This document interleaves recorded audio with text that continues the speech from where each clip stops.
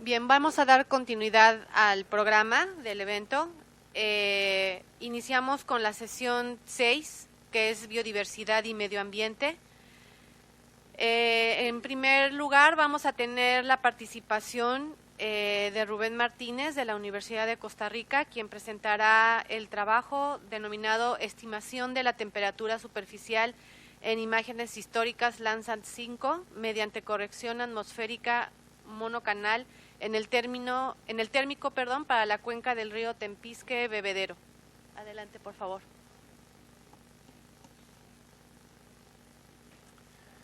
Bueno, buenos días. No sé si se oye. Buenos días, sí. Buenos días a todos. La presentación que les voy a mostrar a continuación es el resultado de una investigación de aproximadamente 2 años, prácticamente, en la Universidad de Costa Rica. Concretamente es del área de teledetección. Muchas veces se tiene la idea de que los SIG de escritorio, los sistemas de información geográfica, sirven para vectorizar, para ver imágenes, pero hay ciertos procesos propios de los SIG que permiten realizar teledetección. Y en ese sentido, rápidamente, pues mostrarles con esta diapositiva lo que es el flujo de trabajo habitual en teledetección.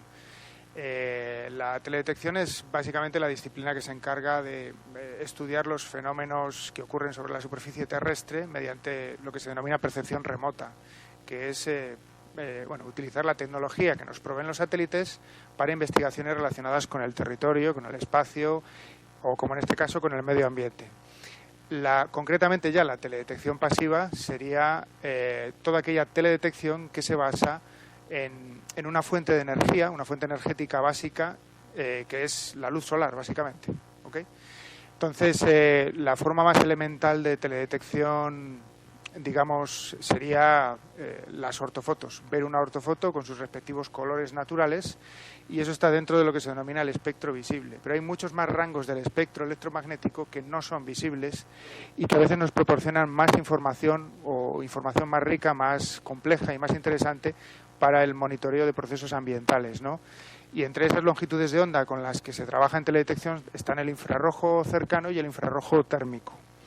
Bueno, uno de los problemas que se producen en teledetección es que entre el sensor del satélite y la superficie terrestre tendemos a pensar que no hay nada.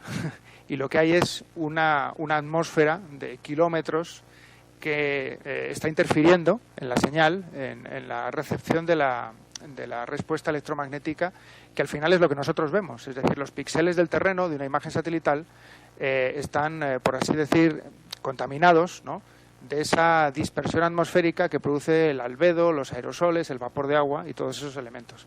Entonces, esta metodología que les voy a mostrar y que podrán seguir, si quieren, en el taller que voy a impartir mañana, sobre tratamiento de imágenes de satélite. Si participan podrán ver en detalle un poco cuál es la metodología. Básicamente es lo que se denomina una corrección atmosférica, es decir, eliminar este efecto que la atmósfera tiene sobre las imágenes para, digamos que, obtener magnitudes físicas fiables del terreno, como pueden ser la temperatura o la humedad, que es en lo que hemos trabajado en este proyecto de investigación en la Universidad de Costa Rica. Bueno, trabajamos con sensores gratuitos, es decir, tenemos por un lado software libre, que sería GVSIG, y por otro lado imágenes libres también, imágenes Landsat.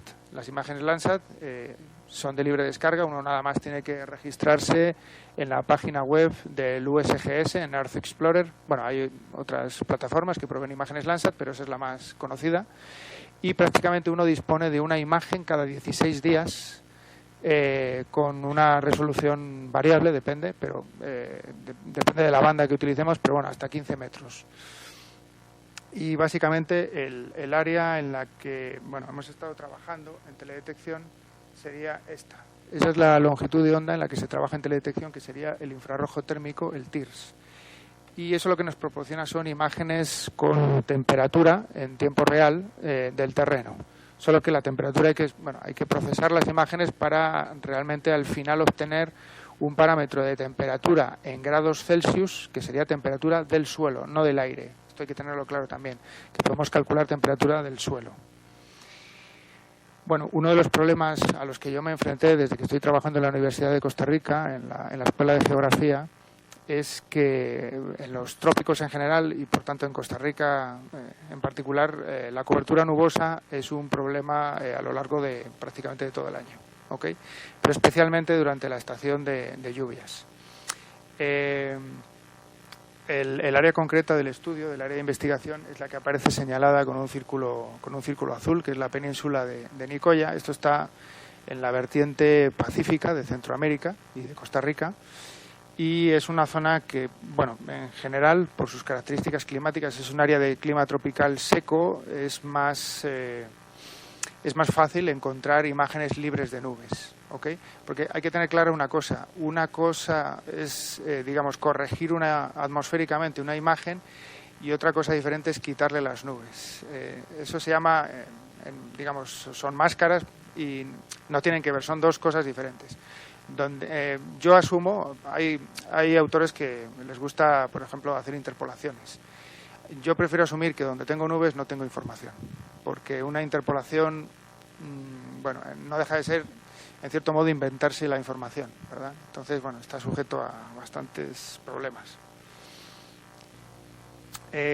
Bueno, la metodología que hemos estado utilizando está basada son en realidad dos metodologías. Una de Vicente Caselles, José Antonio Sobrino y varios físicos de la Global Change Unit de la Universidad de Valencia, que desarrollaron varios algoritmos que yo básicamente lo que hago es aplicarlos en la calculadora de mapas, que es la herramienta de GeoBSIG que lo permite, ¿no? Entonces, estos son los algoritmos que hay que introducir y que nos permiten hacer esa corrección atmosférica en el térmico, en la longitud de onda del térmico. ¿Cuál es la diferencia entre trabajar con una imagen satelital corregida y una imagen satelital sin corregir? Pues aquí tenemos los dos ejemplos. Lo que aparentemente es algo meramente visual, que es una imagen, a efectos de hacer cálculos y estimaciones es una diferencia sustancial. Es como tener información correcta o incorrecta, para entendernos, ¿ok? El hacer o no hacer una corrección atmosférica de este tipo. Las dos imágenes pertenecen al mismo momento, es decir, son dos imágenes Landsat 5 en el mismo momento, con una corrección atmosférica y sin corrección atmosférica. Y bueno, esta es la herramienta de gran potencial que tiene GeoBSIG, que es la calculadora de mapas, raster, que, bueno, yo personalmente la utilizo en teledetección, pero realmente es una herramienta muy potente en general para álgebra de mapas, para cualquier tipo de operación. Es decir, cualquier algoritmo que queramos aplicar para un procesamiento de una imagen, siempre en procesamiento raster, ¿verdad?, lo podemos hacer, siempre que sea un algoritmo que involucre de alguna manera a las imágenes raster que queremos procesar. Entonces, básicamente, ahí está el campo con los operadores. Yo puedo construir la expresión. En el taller, si los que quieran participar, verán que las expresiones son un poco complejas y es un poco pesado y a veces falla por la sintaxis, ¿no? Aquí, por ejemplo, un paréntesis hace que el proceso no se ejecute correctamente. O un paréntesis ausente o mal ubicado, o un paréntesis que está donde no debe, pues altera, digamos, condiciona el resultado totalmente. Bueno, ya en el marco del proyecto de investigación, nosotros lo que hacíamos era calibrar los datos que da el satélite, porque esto es importante también hacerlo en teledetección, calibrar los datos que dan los satélites con medidas en el terreno, ¿okay? Las medidas en el terreno es corroborar que lo que el satélite me está diciendo a través del píxel se corresponde con lo que yo mido en el terreno, en este caso con un espectroradiómetro de campo que tenemos en la Escuela de Geografía y que nos sirve tanto para firmas espectrales. Hay otro proyecto asociado a este en el que hemos estado creando una biblioteca espectral de firmas espectrales de cultivos tropicales, ¿no? En palma, en papaya y en otro tipo de frutos de importancia económica en Costa Rica y en Centroamérica en general. Bueno, ahí está el link de la publicación para quien le interese. Y bueno, ya aplicaciones concretas, pues sería, por ejemplo, el riesgo de incendios forestales. Bueno, esto está en 3D, pero es la misma imagen anterior, es el Golfo de Nicoya, es decir, la vertiente pacífica de Costa Rica, con sus diferentes ecosistemas, sus diferentes unidades paisajísticas y sus diferentes riesgos de incendio, obviamente, donde nos encontramos un volumen forestal elevado, es decir, un combustible alto, con altas temperaturas y baja humedad, pues ya se pueden imaginar. En el contexto aquí del Mediterráneo lo conocemos bien, que el riesgo de incendios es muy alto, ¿no? Entonces podemos mapear ese riesgo en base a estas imágenes satelitales, introduciendo también unos coeficientes en la calculadora raster, la calculadora de mapas de GVSIG. Básicamente aquí lo que está representando en este mapa son las zonas que aparecen en azul, serían las zonas en azul serían zonas con bajo riesgo, y las zonas con colores más claros tendrían riesgo medio, y las zonas con tonos más tendentes al rojo o al amarillo serían zonas de alto riesgo de incendio forestal. Obviamente, otro parámetro que en parte también se relaciona con el riesgo de incendio forestal es la temperatura superficial del suelo, ¿verdad? Con la temperatura superficial del suelo, que este es el mapa que calcularemos en el taller. Digamos, toda la metodología del taller de mañana precisamente está enfocada a esto, a obtener temperatura del suelo, ¿ok? Bueno, pues lógicamente, como es previsible, las zonas que pueden observar en esta imagen del Golfo de Nicoya, en la vertiente pacífica, las zonas de color más rojo son las zonas de más alta temperatura, y las zonas con colores más claros son las zonas de más baja temperatura. Y como es previsible, las zonas de alta montaña, aunque nos encontramos en un contexto tropical, las zonas de media y alta montaña, pues lógicamente tienen temperaturas más bajas, que se corresponden aproximadamente en este mapa con la alineación montañosa central, la línea axial de la cordillera que atraviesa Costa Rica de norte a sur, con sus respectivos volcanes. Tenemos algunos problemas en zonas con nubes, que nos dan temperaturas inusualmente bajas, precisamente porque la nube se interpone entre el sensor y el suelo, y bueno, pues sencillamente no tenemos información de esos puntos, porque la temperatura del suelo no la conocemos.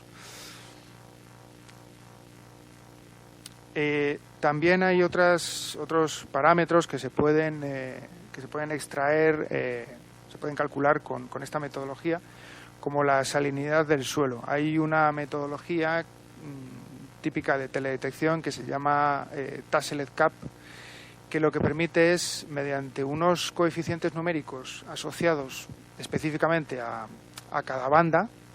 Hay que tener en cuenta que una imagen satelital no es una imagen estática, sino que se compone de varias bandas. Es decir, son en realidad diferentes imágenes del mismo lugar, pero captadas en diferentes longitudes de onda, ¿ok?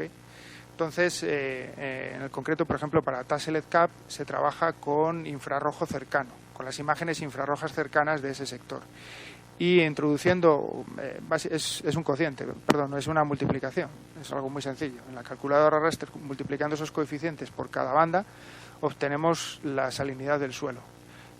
Todos estos procesos que estoy explicando, en realidad, son perfectamente aplicables aquí al contexto de España y al contexto de Valencia, si alguien quisiera hacerlos, y digamos que existe además la ventaja de que aquí la atmósfera es más estable, más conocida y en general mucho más despejada que en los trópicos. O sea que realmente toda esta metodología se podría aplicar aquí. Nosotros nos hemos preocupado mucho de tratar de aplicarla o investigar en el área de islas de calor urbano, ¿ok?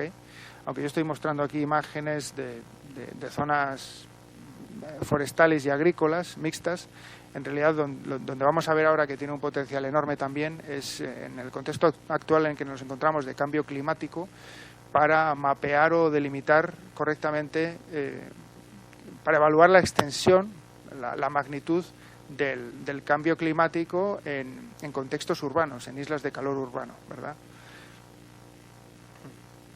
Gracias. Bueno, este sería otro parámetro, otra magnitud física que podemos calcular, que sería humedad del suelo. Y bueno, como era previsible, las zonas forestales presentan colores verdes y azules. Bueno, el azul más bien, de nuevo nos encontramos con nubes, entonces ahí tenemos un problema. Pero en zonas despejadas, sin nubes, tenemos las zonas forestales con más humedad y el suelo desprovisto de vegetación como las zonas con menos humedad del suelo. Entonces esto lo podemos hacer, es algo, otro tipo de cálculo que se puede hacer fácilmente.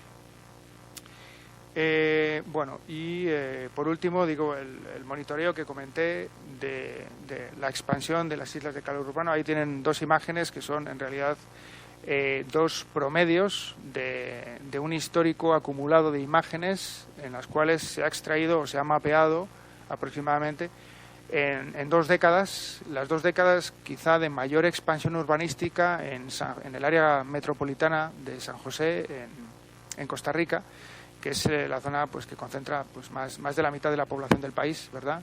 Hay un fenómeno ahí de crecimiento urbano, de conurbación y de aglomeración concentrada muy intenso, de expansión urbanística muy fuerte, y todo eso se manifiesta en el calor, como podemos observar en estas 2 imágenes, que son el resultado, insisto, de un promediado de toda una década, y que la conclusión a la que llegamos, que bueno, quizá no hace falta teledetección para esto, para saber que las ciudades se han calentado, ¿no?, en los últimos 30 años, pero sí tenemos la posibilidad de mapearlo y de extraer conclusiones cuantitativas, ¿no?, de cuánto y qué es la superficie y en qué direcciones se ha producido el calentamiento, que generalmente son las zonas donde se ha producido más sellado del suelo por urbanización, ¿no?